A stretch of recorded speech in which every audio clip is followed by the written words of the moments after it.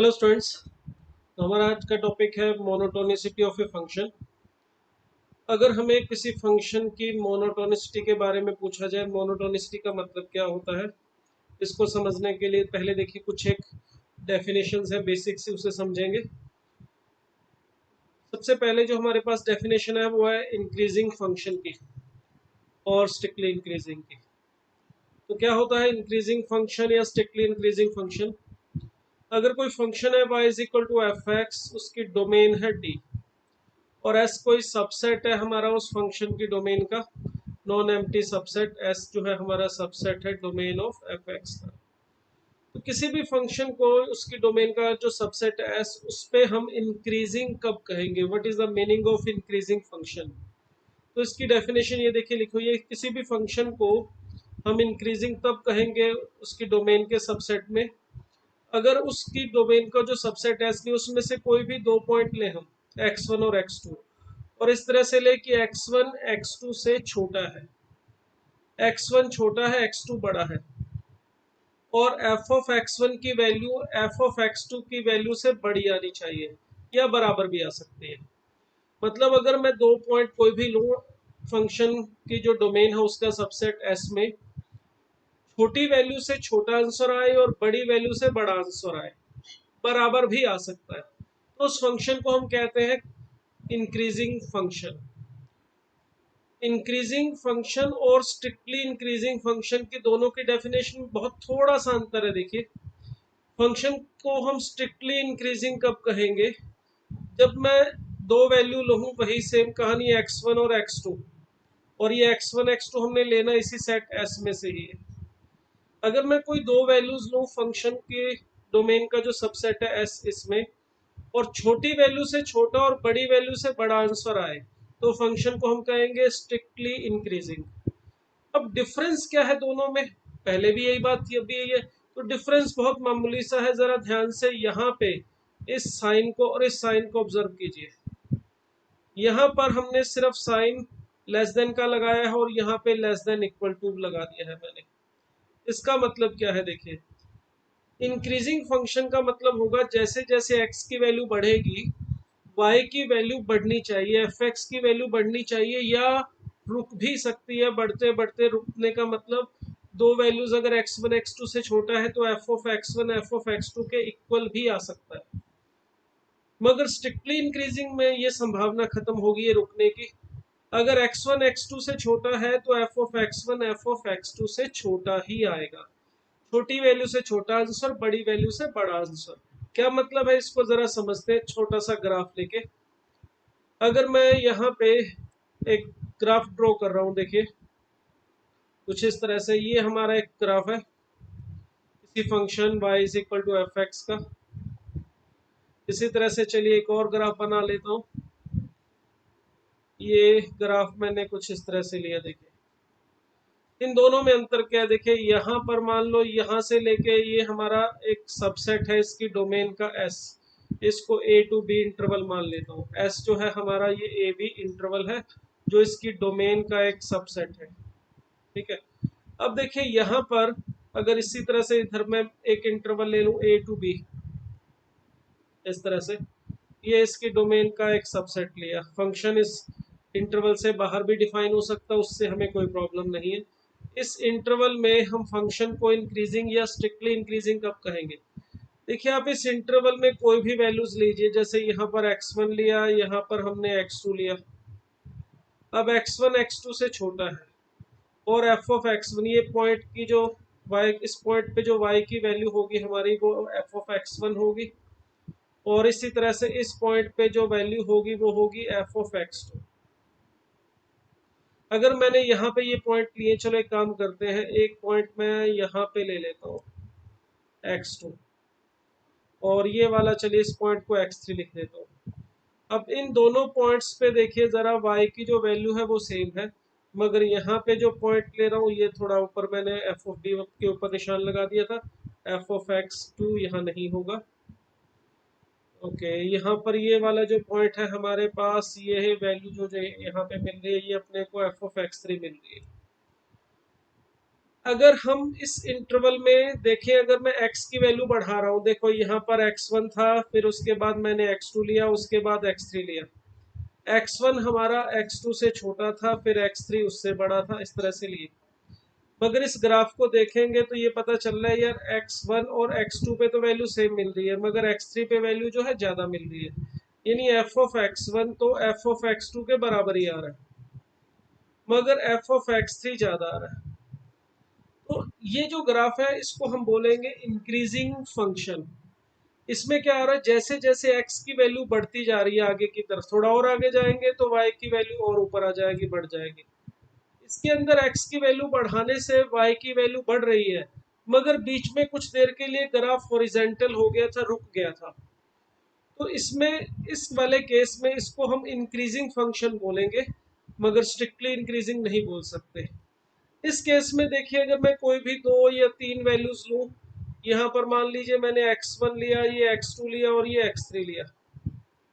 यहाँ पर x1, x2 और x3 हमारे इस ऑर्डर में मैंने लिए हैं। अब यहाँ पे देखिए f ऑफ x1, ये वाली वैल्यू f ऑफ x2 और ये वाली value f of x3, x1, x2 and x3, sorry f of x1, f of x2 and f of x3, ये हमारे पास वैल्यूज मिल रही हैं। अब देखिए जैसे जैसे आप आगे बढ़ रहे हैं x1 से x3 की तरफ, x की वैल्यू इंक्रीज हो रही है, और f ऑफ x1 भी छोटा है f ऑफ x2 से, और f ऑफ x2 छोटा है f ऑफ x3 से, मतलब y की वैल्यू भी इंक्रीज हो रही है। तो ये वाला जो सेकंड वाला फंक्शन लिया है, ये हमारा स्ट्रिक्टली इंक्रीजिंग फंक्शन है, और इसको हम इंक्रीजिंग बोलेंगे, इंक्रीजिंग फंक्शन है। तो स्ट्रिक्टली इंक्रीजिंग का मतलब होगा ग्राफ रेगुलरली ऊपर की तरफ जा रहा है, जैसे जैसे x की वैल्यू बढ़ रही है y की वैल्यू में चेंज आएगा, इंक्रीज आएगा। चाहे x की वैल्यू थोड़ी सी भी बढ़ेगी तो उसके कॉरस्पॉन्डेंस y की वैल्यू में थोड़ा सा इंक्रीज जरूर होगा। सिंपल इंक्रीजिंग फंक्शन में क्या होता है कि जैसे जैसे x की वैल्यू बढ़ती है, वैसे वैसे y की वैल्यू या तो बढ़ती है या रुक जाती है, उतनी ही रहती है, मगर नीचे नहीं आती। ऐसा नहीं होगा इंक्रीजिंग फंक्शन में कि दो वैल्यूज x1 x2 से छोटा है और f of x1 f of x2 से बड़ा आ जाए, ये पॉसिबल नहीं है। जैसे आप आगे बढ़ोगे ग्राफ नीचे नहीं आएगा, इस बात की गारंटी है, मगर ऊपर जाएगा इस बात की भी कंफर्मेशन नहीं है, या तो ग्राफ ऊपर जाएगा या हॉरिजेंटल भी हो सकता है। तो ये देखिए, ये होता है हमारा इंक्रीजिंग फंक्शन, और इसे हम कहते हैं स्ट्रिक्टली इंक्रीजिंग फंक्शन। तो इसमें देखिए जो स्ट्रिक्टली इंक्रीजिंग है उसको अगर हम इंक्रीजिंग बोलना चाहें तो कोई बुराई नहीं है। स्ट्रिक्टली इंक्रीजिंग फंक्शन को हम क्या बोल सकते हैं, इंक्रीजिंग बोल सकते हैं। मगर इंक्रीजिंग फंक्शन को स्ट्रिक्टली इंक्रीजिंग नहीं बोल सकते, ये बात याद रखनी है। Every strictly increasing function is increasing, but the converse is not true, मतलब इंक्रीजिंग फंक्शन मे और may not be strictly increasing. हम यहाँ पे जो वर्डिंग यूज कर रहे हैं दोनों के लिए वो यूज कर रहे हैं इंक्रीजिंग एंड स्ट्रिक्टली इंक्रीजिंग, यही वर्डिंग हम, यही जो इसका नेमिंग है हम यूज करेंगे। मगर कुछ ऑथर की बुक्स में देखा गया है कि वो यहाँ पे इस फंक्शन जो इंक्रीजिंग फंक्शन है इसको यूज करते हैं, इसको इंक्रीजिंग फंक्शन बोलने की बजाय वो यूज करते हैं non decreasing function, non decreasing function. ठीक है, इंक्रीजिंग फंक्शन की बजाय वो लोग, कुछ ऐसे राइटर्स हैं जो इसको नॉन डिक्रीजिंग यूज करते हैं, मगर वो जो नॉन डिक्रीजिंग इसके लिए यूज करते हैं फिर वो स्ट्रिक्टली इंक्रीजिंग को इंक्रीजिंग बोलते हैं। स्ट्रिक्टली इंक्रीजिंग की जगह पर वो उसको इंक्रीजिंग ही बोलते हैं सिर्फ। तो ये थोड़ा सा ध्यान रखना है कि आपको क्या मिल रहा है। जैसे अगर यहाँ पे इंक्रीजिंग वर्ड मैंने यूज किया और इसको स्ट्रिक्टली इंक्रीजिंग, ये वाला हमारे पास जो है लेफ्ट वाला ये इंक्रीजिंग, और इसको मैं स्ट्रिक्टली इंक्रीजिंग वर्ड यूज कर रहा हूँ। अगर मैं लेफ्ट वाले को, फर्स्ट वाले को जो इंक्रीजिंग फंक्शन उसको मैं नॉन डिक्रीजिंग वर्डिंग यूज करूंगा तो मुझे इसको स्ट्रिक्टली इंक्रीजिंग को सिंपल इंक्रीजिंग या इंक्रीजिंग फंक्शन बोलना पड़ेगा। तो हम यहाँ पे ये इंक्रीजिंग और स्ट्रिक्टली इंक्रीजिंग वाला जो वर्डिंग है यही यूज करेंगे। मगर किसी बुक में, किसी ऑथर के बुक में आपको ये नॉन डिक्रीजिंग और इंक्रीजिंग वर्ड लिखा हुआ मिल जाए तो कंफ्यूज नहीं होना है। तो जब वो नॉन डिक्रीजिंग वर्ड यूज कर रहा होगा तो मतलब समझ जाना है कि वो इंक्रीजिंग के लिए यूज कर रहा है, तो उस केस में इंक्रीजिंग का मतलब स्ट्रिक्टली इंक्रीजिंग हो जाएगा। वैसे ये वाली जो वर्डिंग है ये मुझे ज़्यादा अप्रोप्रिएट, ज़्यादा सही लगती है, क्योंकि यहाँ पर इसको इंक्रीजिंग बोलना मुझे थोड़ा तो नहीं जमता है, क्योंकि यहाँ पर देखो इंक्रीजिंग लिखा हुआ है मगर यहाँ पे तो इंक्रीज तो नहीं कर रहा। हाँ, नॉन डिक्रीजिंग बेटर है। नॉन डिक्रीजिंग का मतलब डिक्रीज नहीं हो रहा, नीचे नहीं जा रहा, ग्राफ ऊपर जा रहा है या रुक रहा है।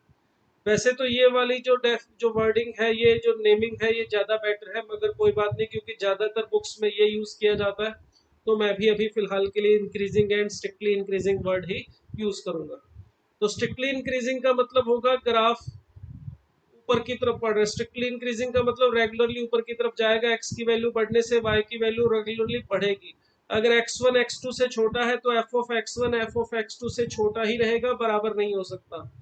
और सिंपल इंक्रीजिंग में अगर x1 x2 से छोटा है तो f of x1 f of x2 से छोटा रहेगा या बराबर रहेगा। ठीक है, छोटी वैल्यू से छोटा आंसर आएगा, बड़ी वैल्यू से बड़ा या बराबर भी आ सकता है सिंपल इंक्रीजिंग फंक्शन के केस में। और ये जो ग्राफ है जरूरी नहीं है ऐसे स्मूथली ऊपर की तरफ बढ़े, ये ग्राफ टूटता हुआ भी ऊपर बढ़ सकता है, उससे भी हमें कोई ऑब्जेक्शन नहीं है। जैसे मैं ग्राफ इस तरह से बनाऊं, ठीक है, यहां पर देखिए, अगर आप इस इंटरवल को देखेंगे, यहाँ ए से लेके बी के बीच में, आप देखिए ग्राफ को रेगुलर ऊपर की तरफ बढ़ता जा रहा है। ठीक है, बीच में टूटा हुआ है तो उससे हमें कोई फर्क नहीं पड़ता, आप कोई भी दो वैल्यू इस इंटरवल में लेंगे, x1 और x2, कहीं पर भी लीजिए। यहाँ पर मान लीजिए एक x1 ले लिया मैंने, यहाँ पर x2 ले लिया, तो बीच में ग्राफ ब्रेक हो रहा है, उससे हमें कोई फर्क नहीं है। x1 x2 से छोटा है तो f of x1 f of x2 से छोटा ही आ रहा है, तो ये स्ट्रिक्टली इंक्रीजिंग है। ठीक है, तो इंक्रीजिंग या स्ट्रिक्टली इंक्रीजिंग में ग्राफ का स्मूथ होना, कॉन्टिन्यूस होना, नॉन डिफरेंशिएबल होना कोई कंपल्शन नहीं है। अगर मैं सिंपल ऐसा ग्राफ बनाऊं, एक फंक्शन डिफाइन करूं, f x natural number two natural number, ठीक है, या इंटीजर टू इंटीजर, जिसमें मैं डिफाइन करूं f x is equal to 2x, तो इसमें देखिए हमें अगर ग्राफ बनाना है तो इसका ग्राफ नहीं मिलेगा।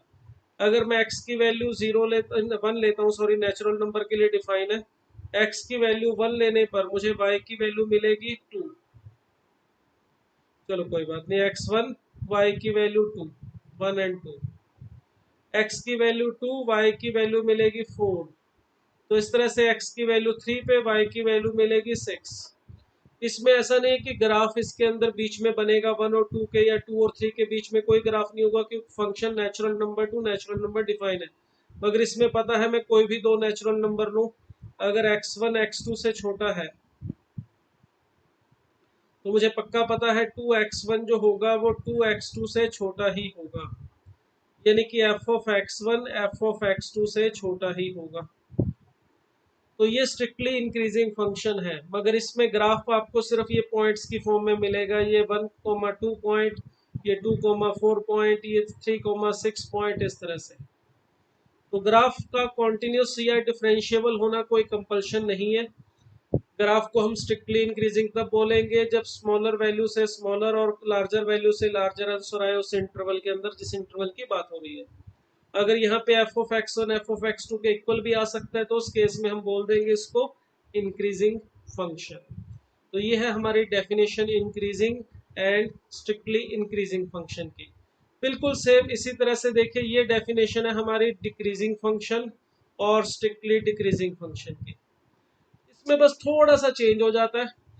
क्या चेंज हो जाता है भाई, अगर एफ एक्स हमारा वही डोमेन डी के ऊपर रियल वैल्यूड फंक्शन है और एस हमने सबसेट लिया हुआ है इसकी डोमेन का, ठीक है, ये जो एस है वो डोमेन का सबसेट है, और ये जो x1 x2 कोई भी दो वैल्यूज इस एस सेट में से ले, कोई भी वैल्यूज अगर हम x1 और x2 ले कहाँ से, इस सेट एस में से, तो स्मॉलर वैल्यू से लार्जर आंसर और लार्जर से स्मॉलर आंसर आना चाहिए, मतलब उल्टा हो जाएगा इसमें।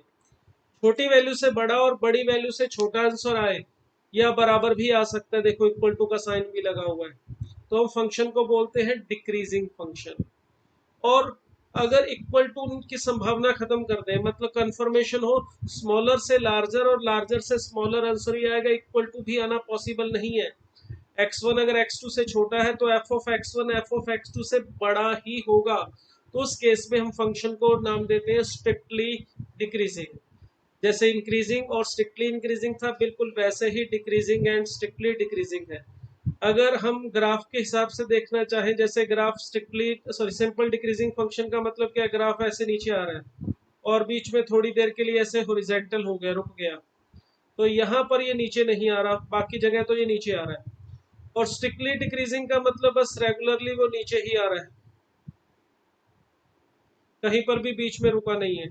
तो इस अगर मैं यहाँ पे दो वैल्यूज लेता हूँ इसमें, जैसे x1 x2, चलिए यहाँ पे x1 लिया हमने, यहाँ पे x2 लिया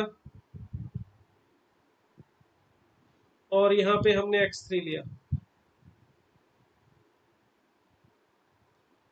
अब देखो इसमें x1 छोटा है x2 से और x2 छोटा है x3 से, मगर y की वैल्यू देखेंगे तो सबसे ज्यादा आ रही है f ऑफ x1 पे, उसके बाद f ऑफ x2 और f ऑफ x3 पे तो सेम ही आ रही है।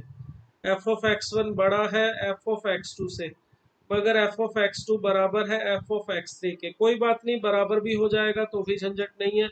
तो इसको हम बोलते हैं ये है हमारा डिक्रीजिंग फंक्शन। आप आगे की तरफ बढ़ रहे हैं, ग्राफ नीचे की तरफ आ रहा है, x की वैल्यू बढ़ रही है, y की वैल्यू कम हो रही है, यार कम होते होते रुक भी जाए, हॉरिजॉन्टल हो जाए ग्राफ, तो कोई समस्या नहीं है, इसे हम कहते हैं डिक्रीजिंग फंक्शन।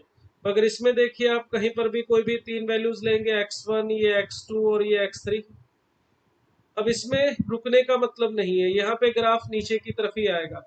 अगर x1 x2 से छोटा है, x3 x2 से सॉरी x1 सबसे छोटा, x2 बड़ा और x3 सबसे बड़ा है, तो f ऑफ x1 होगा सबसे बड़ा, f ऑफ x2 होगा उससे छोटा और f ऑफ x3 होगा सबसे छोटा।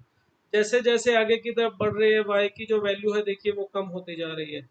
ये f ऑफ x1 सबसे ऊपर है, f ऑफ x2 उससे नीचे आ गया और f ऑफ x3 सबसे नीचे। तो अगर हमारा x बढ़े और y की वैल्यू कम हो, कम ही हो, बराबर भी ना हो, रुके भी ना, उसे कहते हैं स्ट्रिक्टली डिक्रीजिंग फंक्शन।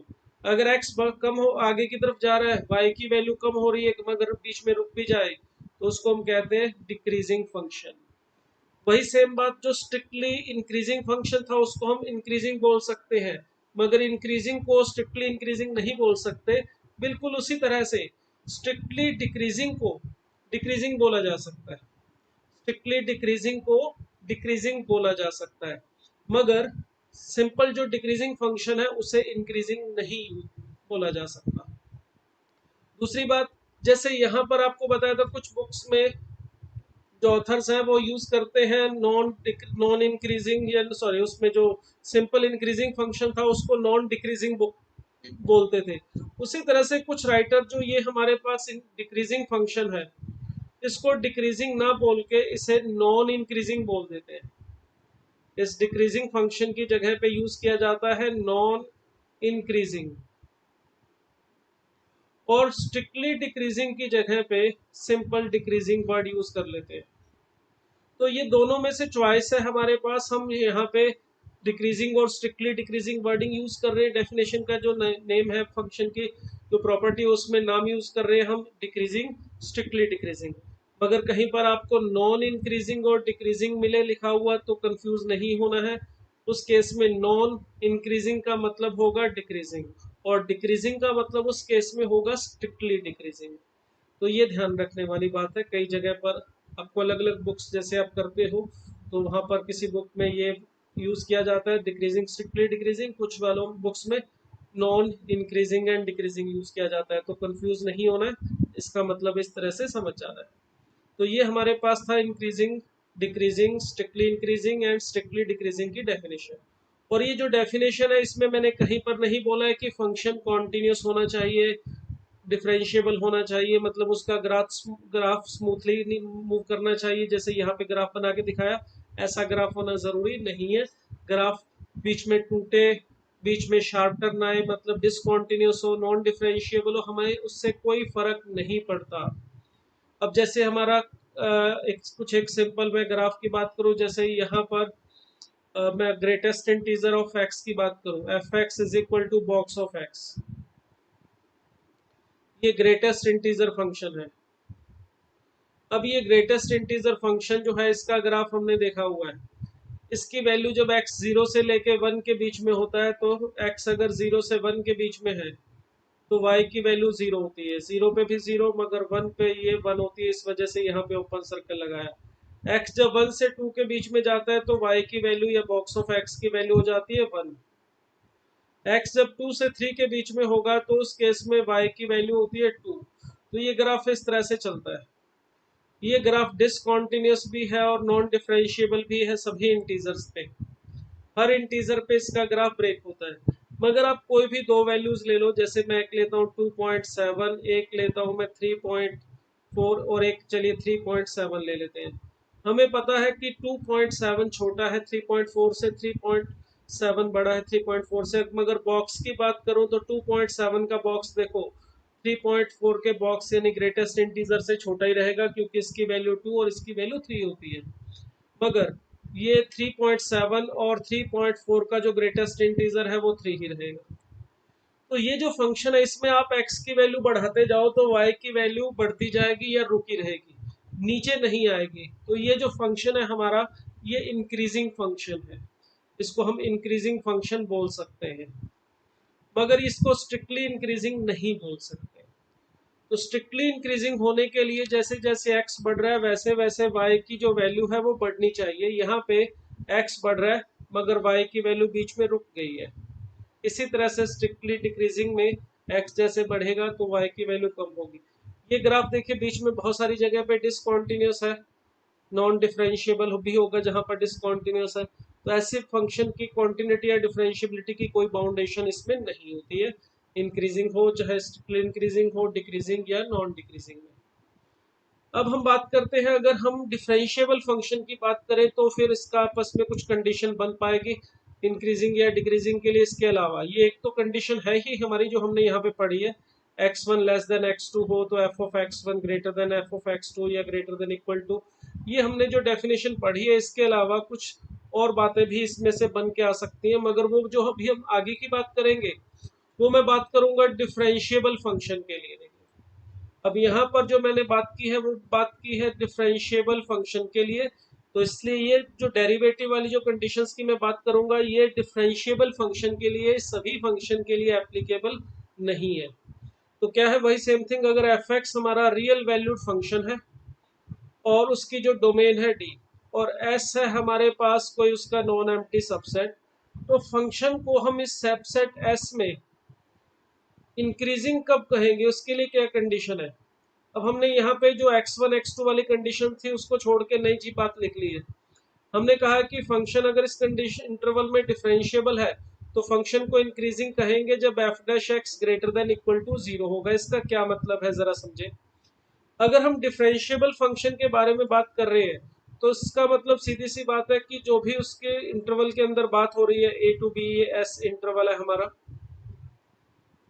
इस इंटरवल में फंक्शन को इंक्रीजिंग या स्ट्रिक्टली इंक्रीजिंग दोनों के बारे में बात कर रहे हैं तो कब कहेंगे, उसकी कंडीशन डेरिवेटिव के हिसाब से क्या होगी। अगर ये फंक्शन का ग्राफ इस तरह से ऊपर की तरफ जाएगा तो ये देखो ये स्ट्रिक्टली इंक्रीजिंग है। अब मैं इसके किसी भी पॉइंट पे अगर टेंजेंट ड्रॉ करूं, देखिए किसी भी पॉइंट पे टेंजेंट ड्रॉ करूं तो टेंजेंट की जो स्लोप है, देखो इन सभी टेंजेंट की स्लोप आप कहीं पर भी टेंजेंट ड्रॉ करके देख लीजिए, स्लोप ऑफ टेंजेंट हमेशा देखिए पॉजिटिव रहेगी। क्यों रहेगी, क्योंकि सभी टेंजेंट जो एक्स एक्सिस है उसके साथ एक्यूट एंगल ही बना पा रहे हैं। कोई भी ऐसा टेंजेंट नहीं है जो इस तरह से बने, इस तरह से बनेगा तो उसकी स्लोप नेगेटिव हो जाएगी, क्योंकि ये जो लाइन है ये एक्स एक्सिस की पॉजिटिव डायरेक्शन के साथ ऑब्ट्यूस एंगल बना रही है। अगर कोई लाइन एक्स एक्सिस की, ये मान लो एक्स एक्सिस है, अगर कोई लाइन एक्स एक्सिस की पॉजिटिव डायरेक्शन के साथ एंगल थीटा बनाती है तो हम कहते हैं कि इस लाइन की जो स्लोप है वो होगी टेन थीटा।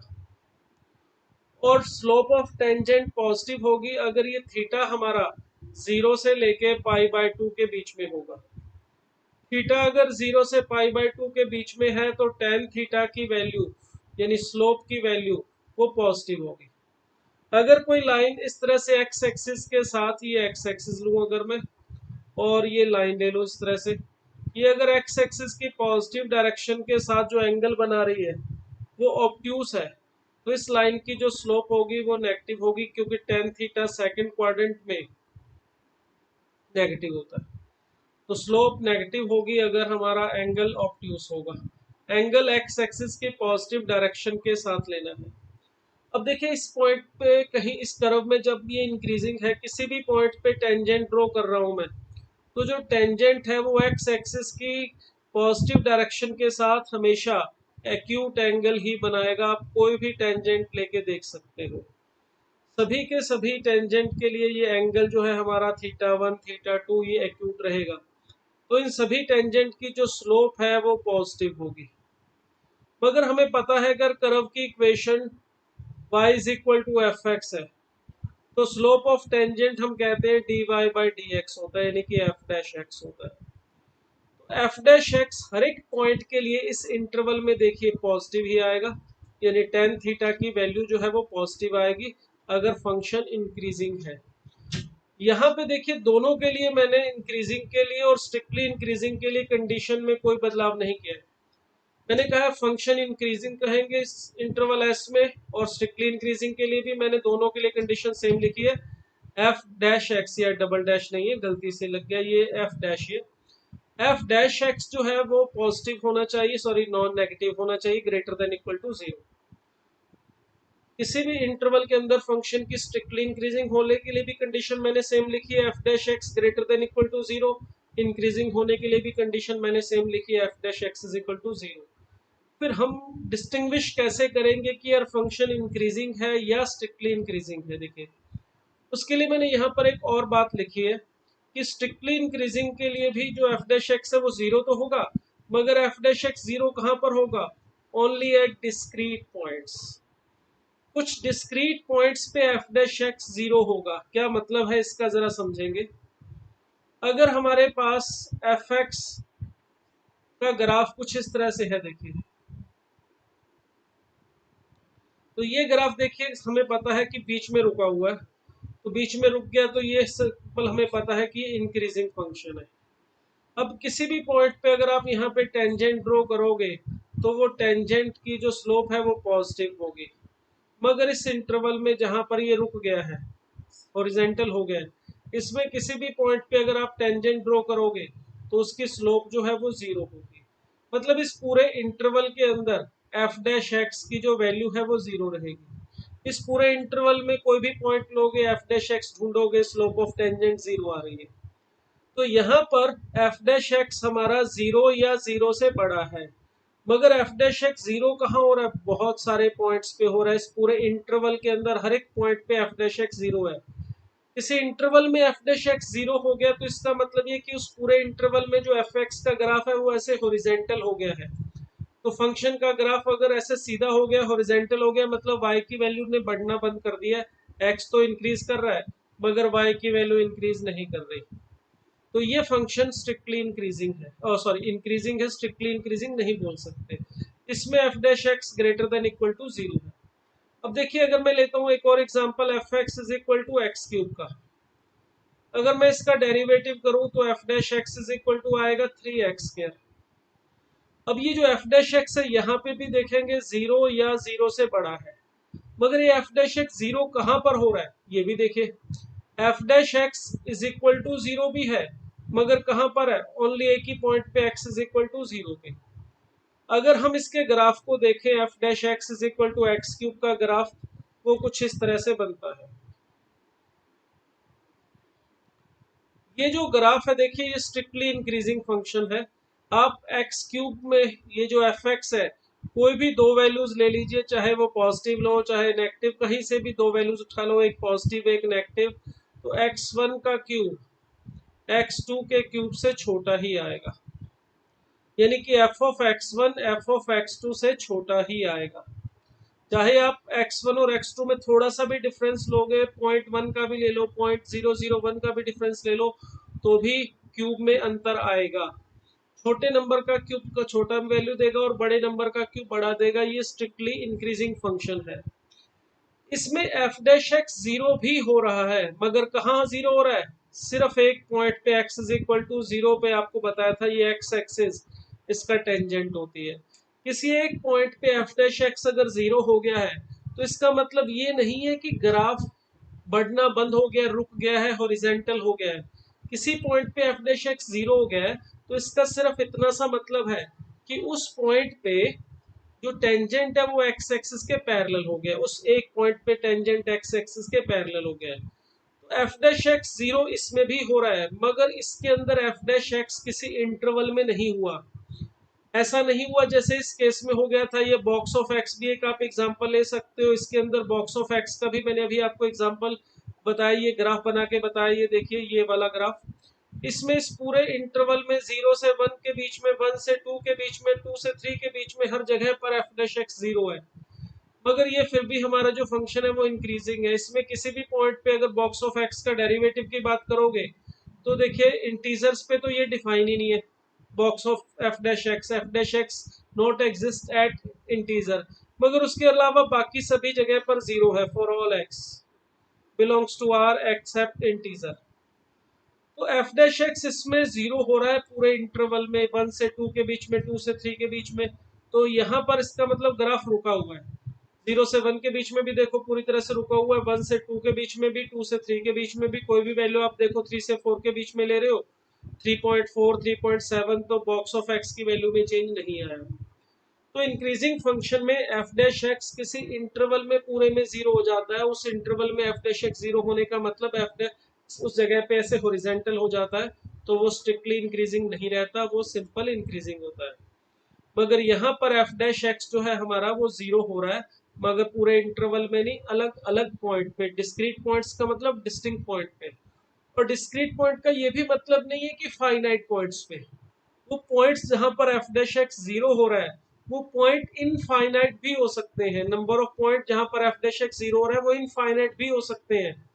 फॉर एग्जाम्पल मैं एफ एक्स लू, एक्स प्लस साइन एक्स, तो इसमें अगर मैं f dash x find out करूं तो एफ डैश एक्स की वैल्यू आएगी 1 प्लस कॉस एक्स। अभी एफ डैश एक्स की जो वैल्यू है 1 प्लस कॉस एक्स, देखो ये greater than equal to zero है, कारण कॉस एक्स की जो वैल्यू है ये हमेशा हमें पता है -1 और 1 के बीच में रहती है। इस वजह से 1 प्लस कॉस एक्स जो होगा वो हमेशा जीरो से बड़ा होगा, 0 से 2 के बीच में लाई करेगा। तो ये 1 प्लस कॉस एक्स जो है एफ डैश एक्स है हमारा, ये हमेशा जीरो या जीरो से बड़ा है। अब ये देखें कि एफ डैश एक्स जीरो कहाँ पे हो रहा है वो भी देख लेते हैं। एफ डैश एक्स जीरो होगा जब कॉस एक्स -1 के इक्वल होगा, और कॉस एक्स -1 कहाँ पर होता है, ऑड मल्टीपल ऑफ पाई पे, यानी कि x इज इक्वल टू पाई, 3 पाई, 5 पाई, 7 पाई, 9 पाई, ऐसे बहुत सारे या इनफाइनाइट पॉइंट्स बोल सकते हो जहां पर एफ डैश एक्स जीरो है। तो इस केस में f dash x greater than equal to zero है, मगर ये एफ डैश एक्स जीरो किसी इंटरवल में लगातार सभी पॉइंट्स पे नहीं हो रहा। ये पाई पे जीरो होने के बाद फिर सीधा जाके 3 पाई पे जीरो हो रहा है, फिर 5 पाई पे जीरो हो रहा है। तो यहाँ F dash x is equal to zero तो है, मगर वो डिस्क्रीट पॉइंट्स पर है। तो इसका मतलब ये हुआ कि हम यहाँ पे एफ एक्स को कह सकते हैं कि ये स्ट्रिक्टली इंक्रीजिंग फंक्शन। तो इंक्रीजिंग के लिए और स्ट्रिक्टली इंक्रीजिंग के लिए दोनों के लिए कंडीशन सेम है, f dash x greater than equal to zero, मगर अंतर है इक्वल टू जीरो कहाँ पर होगा इस बात में। अगर आप इसका ग्राफ भी देखना चाहें एक्स प्लस साइन एक्स का, हमने फंक्शन चैप्टर में इनवर्स ऑफ फंक्शन में इसके बारे में बात की थी। अगर आपने वहां पे डोमेन और रेंज वाले केस में भी देखा होगा, ये वाला एग्जांपल मैंने करवाया हुआ है। अगर एफ ऑफ एक्स, ये जो लाइन है y is equal to x है, अगर हम x प्लस साइन एक्स का ग्राफ बनाएंगे तो देखो x is equal to zero पे इसकी वैल्यू जीरो आती है, पाई पर पाई, 2 पाई पर 2 पाई, यानी यहाँ पर इन पॉइंट्स पे 0 pi comma pi, 2 comma pi comma 2 pi, इन सभी पॉइंट्स पे ग्राफ इस line x y is equal to x को यहाँ पे कट करता है। 0 से पाई के बीच में देखिए साइन एक्स पॉजिटिव है, तो साइन एक्स पॉजिटिव होने का मतलब एक्स में कुछ ऐड होगा। एक्स में यहाँ पे 0,0 पे वाई सेम होगी वैल्यू, 0 पे 0 होगी, पाई पे पाई होगी, यानी यहाँ से चल के यहाँ पर आएंगे। मगर एक्स प्लस साइन एक्स में साइन एक्स यानी कुछ पॉजिटिव वैल्यू ऐड हो रही है एक्स में, तो इसलिए graph y is equal to x line से ऊपर चला जाता है। पाई से 2 पाई के बीच में साइन एक्स की वैल्यू नेगेटिव होती है, तो साइन एक्स जब इसमें एक्स में ऐड करते हैं तो वैल्यू जो है वो y is equal to x से थोड़ी सी कम हो जाती है, मगर यहाँ पर फिर दोबारा इसी पॉइंट पे मिलना है। तो ये ग्राफ जो है हमारा कुछ इस तरह से चलता है। ये ग्राफ देखिए लगातार ऊपर की तरफ ही जा रहा है, कहीं पर भी नीचे नहीं आया। तो ये ग्राफ स्ट्रिक्टली इंक्रीजिंग है। इन पॉइंट्स पे पाई पर, 2 पर, 3 पाई पर, 5 पाई पर एफ डैश एक्स जीरो होने का मतलब सिर्फ इतना सा है कि इन पॉइंट्स पे जो स्लोप ऑफ टेंजेंट है हमारी वो जीरो है। इन पॉइंट्स पे जो टेंजेंट है वो एक्स एक्सिस के पैरेलल है, इतना ही मतलब है। एफ डैश एक्स जीरो होने का मतलब ये नहीं हो गया कि ग्राफ रुक गया है। तो F dash x is equal to zero होता है स्ट्रिक्टली इंक्रीजिंग के लिए भी और सिंपल इंक्रीजिंग के लिए भी। F dash x is equal to zero दोनों के लिए देखिए कंडीशन सेम है। फर्क इतना है कि f dash x is equal to zero होता है ओनली डिस्क्रीट पॉइंट्स के पर, अगर वो स्ट्रिक्टली इंक्रीजिंग फंक्शन है, और इंक्रीजिंग फंक्शन है तो इसी इंटरवल में भी वो जीरो पूरे में हो सकता है। अब यही सेम कहानी है डिक्रीजिंग फंक्शन और स्ट्रिक्टली डिक्रीजिंग फंक्शन के लिए। अब अगर हम स्ट्रिक्टली डिक्रीजिंग की बात करें और डिक्रीजिंग कॉन्टिन्यूस फंक्शन की बात करें, वही सेम कहानी अब हम कॉन्टिन्यूस और डिफरेंशिएबल फंक्शन के लिए बोल रहे हैं। डिक्रीजिंग फंक्शन के लिए कंडीशन होती है f dash x less than equal to zero, और स्ट्रिक्टली डिक्रीजिंग के लिए भी कंडीशन वही होती है f dash x less than equal to zero. जैसे वहां पर कंडीशन दोनों में f dash x greater than zero थी, वैसे ही इसमें भी है। क्योंकि अगर ग्राफ ऐसे स्ट्रिक्टली डिक्रीजिंग है या फिर डिक्रीजिंग है तो ऐसे नीचे की तरफ आएगा। अगर नीचे की तरफ आएगा तो किसी भी पॉइंट पे अगर आप टेंजेंट ड्रॉ करोगे, देखो किसी भी पॉइंट पे टेंजेंट ड्रॉ करके देखो, तो स्लोप ऑफ टेंजेंट जो है हमारी वो नेगेटिव ही रहेगी। क्योंकि ये जो टेंजेंट है वो एक्स एक्सिस की पॉजिटिव डायरेक्शन के साथ हमेशा ऑब्ट्यूस एंगल ही बनाएगा। किसी भी पॉइंट पे अगर आप टेंजेंट ड्रॉ करोगे तो उसका जो एक्स एक्सिस की पॉजिटिव डायरेक्शन के साथ एंगल होगा वो 0 से पाई के बीच में लाई करेगा। इसलिए टेन थीटा यानी स्लोप ऑफ टेंजेंट, जिसे हम एफ डैश एक्स से भी लिखते हैं, वो नेगेटिव होगी। और इक्वल टू जीरो भी हो सकती है, कारण वही है ग्राफ अगर रुक गया किसी जगह पे ऐसे, तो उस पूरे इंटरवल में जहाँ पे रुका हुआ है एफ डैश एक्स जीरो हो सकता है, टेंजेंट एक्स एक्सिस के पैरेलल हो सकता है। और स्ट्रिक्टली डिक्रीजिंग में भी f dash x is equal to zero हो सकता है, मगर वही डिफरेंस रहेगा जो इंक्रीजिंग और स्ट्रिक्टली इंक्रीजिंग में था। यहाँ पर भी एफ डैश एक्स जीरो तो बन सकता है, मगर वो बनेगा डिस्क्रीट पॉइंट्स पे। आप इसके लिए फिर एक एग्जांपल चाहो तो ले सकते हो। ये अगर मैं एग्जांपल लूं, f x is equal to sine of x minus x का, इसमें अगर मैं f dash x find out करूं तो ये आ जाएगा हमारा cos of x minus one, और कॉस एक्स की वैल्यू हमें पता है माइनस वन और वन के बीच में लाई करती है। तो इसका मतलब cos of x minus one जो होगा ये हमारा 0 से माइनस टू के बीच में लाई करेगा। तो यहाँ पर कॉस ऑफ एक्स की वैल्यू अगर माइनस वन और वन के बीच में, तो एफ डैश एक्स देखिए हमारा less than equal to zero आ रहा है। यहाँ F dash x is equal to zero कहाँ पर आ रहा है वो देख सकते हैं। एफ डैश एक्स जीरो होगा जब cos of X is equal to one होगा, यानी कि X is equal to two M pi, यानी कि इवन मल्टीपल ऑफ पाई पे, 0, 2 पाई, 4 पाई, 6 पाई।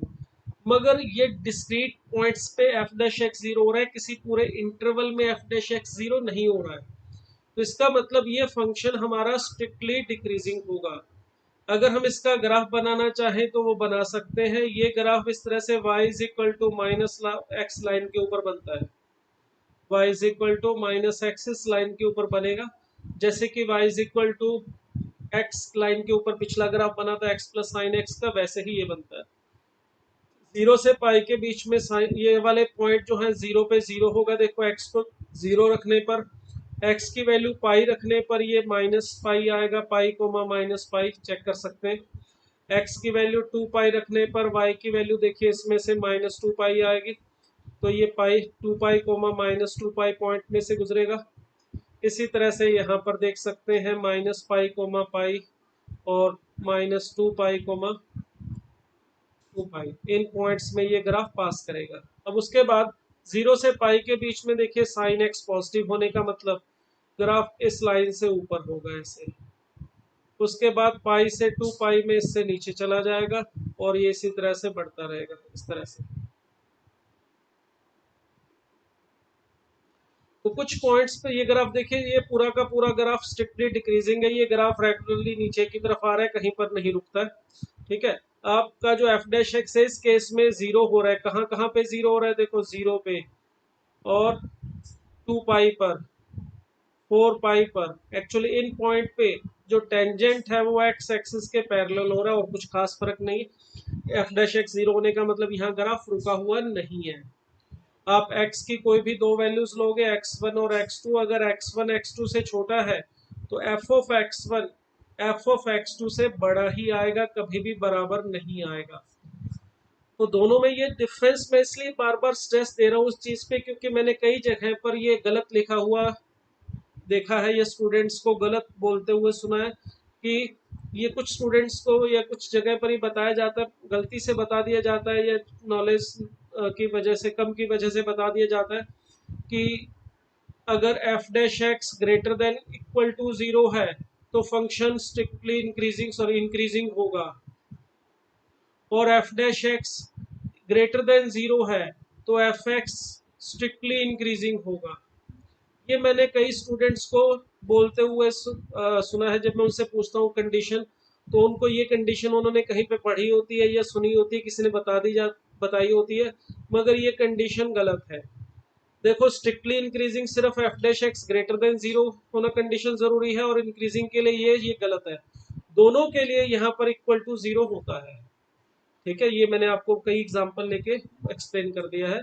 तो ग्रेटर देन इक्वल टू हो तो एफ एक्स स्ट्रिक्टली इंक्रीजिंग, और f dash x greater than equal to zero है तो इंक्रीजिंग है, ये नहीं होता।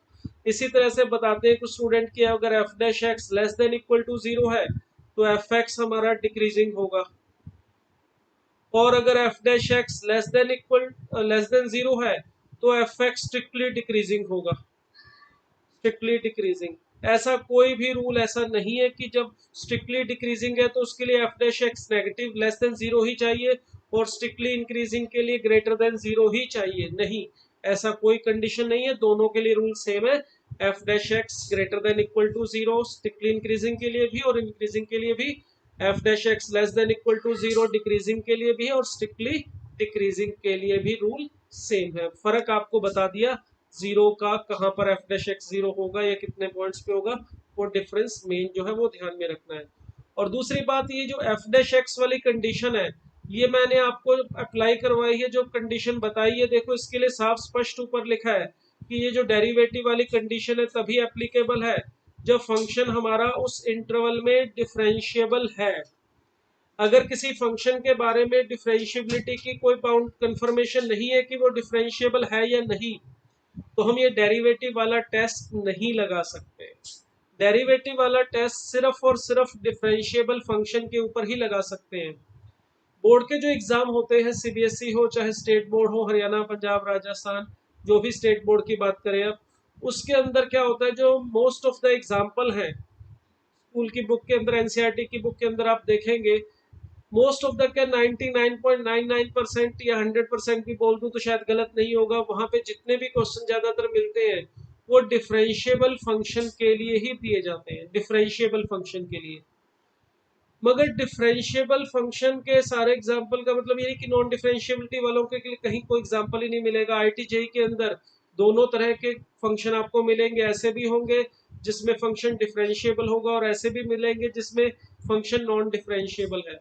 तो जहां तक डिफरेंशिएबल की बात है तो अच्छी बात है, आप डेरिवेटिव टेस्ट लगा सकते हो। अगर कंफर्मेशन नहीं है डिफरेंशिएबिलिटी की तो ये डेरिवेटिव वाला टेस्ट नहीं लगा सकते। हमें उस केस में हमें उसके ग्राफ के बारे में थोड़ा सोचना होगा।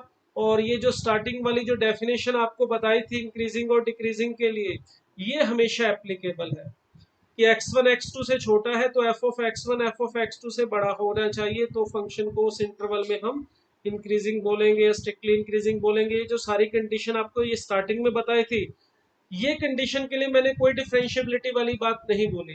तो ये बेसिक कंडीशन जो थी स्टार्टिंग में डेफिनेशन में जो आपको बताई है, ये इंक्रीजिंग और डिक्रीजिंग और स्ट्रिक्टली डिक्रीजिंग के लिए बताई। इसी तरह से ये पीछे वाली जो कंडीशन थी ये मैंने increasing and no strictly increasing के लिए बताई। यहाँ पर डिफरेंशिएबिलिटी की मैंने कोई बात नहीं की थी। जो डेरिवेटिव वाला टेस्ट है, डेरिवेटिव के साथ जो कंडीशन आई है वो सिर्फ और सिर्फ तभी लगाएंगे जब फंक्शन हमारा डिफरेंशिएबल कंफर्म हो। और कंफर्म किस में होता है, जैसे आपको पता है पॉलिनोमियल फंक्शन है वो एवरीवेयर कॉन्टिन्यूस एंड डिफरेंशिएबल है। साइन एक्स, कॉस एक्स, ई पावर एक्स, लॉग एक्स, या साइन और कॉस के पॉलिनोमियल फंक्शंस, ऐसे केस जो किसके बारे में हमने पढ़ा हुआ है कि वो एवरीवेयर कॉन्टिन्यूस और डिफरेंशिएबल है, उसमें आप आराम से आंखें बंद करके डेरिवेटिव टेस्ट यूज कर सकते हो। मगर बहुत सारे ऐसे केस आएंगे जैसे फ्रैक्शनल पार्ट एक्स आ गया या बॉक्स ऑफ एक्स आ गया, या there are so many other functions जिसके बारे में हमें आइडिया होता है कि यार इसका ग्राफ यहाँ पे ब्रेक होने की संभावना है, यहाँ पर ही शार्प टर्न ले सकता है, नॉन डिफरेंशिएबल हो सकता है। ऐसे केसेस में हमें सीधा डेरिवेटिव टेस्ट नहीं लगाना है। ग्राफ अगर अवेलेबल हो जाए तो बहुत अच्छी बात है, ग्राफ को देखना है।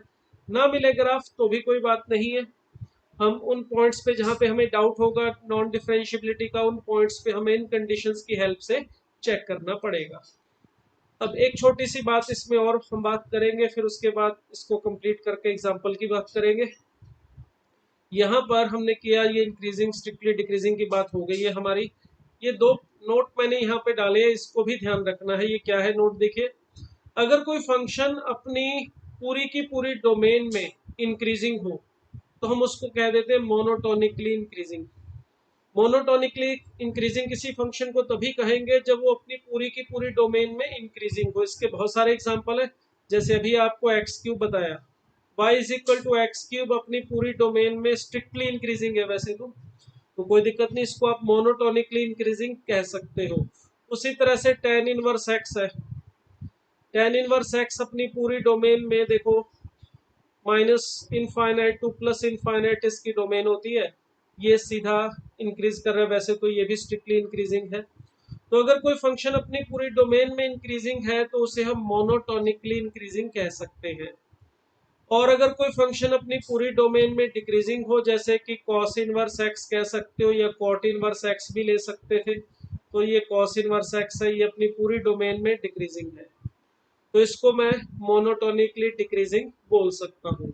मगर साइन एक्स या कॉस एक्स, ये फंक्शन जो है कुछ इंटरवल में इंक्रीज करते हैं, कुछ इंटरवल में डिक्रीज। जैसे साइन एक्स को देखो तो माइनस पाई/2 से प्लस पाई/2 के बीच में ये ग्राफ ऊपर जा रहा है, इंक्रीज कर रहा है। पाई/2 से लेके 3 पाई/2 के बीच में देखेंगे तो ये डिक्रीज कर रहा है। या y is equal to x square देखें, अपवर्ड पैराबोला होता है, तो माइनस इनफाइनाइट से 0 तक तो ये डिक्रीज कर रहा है और उसके बाद इंक्रीज कर रहा है। इनको आप मोनोटोनिक नहीं बोलेंगे, इसे हम मोनोटोनिकली ना तो इंक्रीजिंग बोल सकते हैं ना डिक्रीजिंग।